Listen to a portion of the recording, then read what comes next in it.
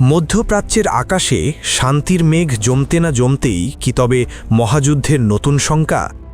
লেবাননে ইসরায়েলের ভয়াবহ হামলায় ভেস্তে যেতে বসেছে যুক্তরাষ্ট্র ও ইরানের মধ্যকার 2 সপ্তাহের যুদ্ধবিরতি।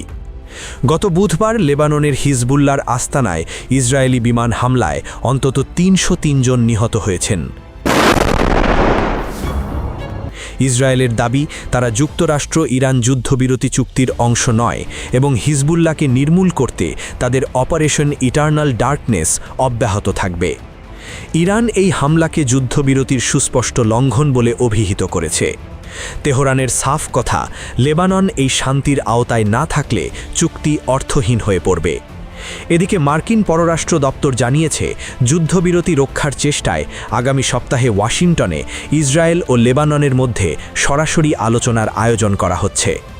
হরমুজ প্রণালী খুলে দেওয়ার যে প্রতিশ্রুতি ইরান দিয়েছিল, ইসরায়েলি হামলার প্রতিক্রিয়ায় তা পুনরায় বন্ধের উপক্রম হয়েছে।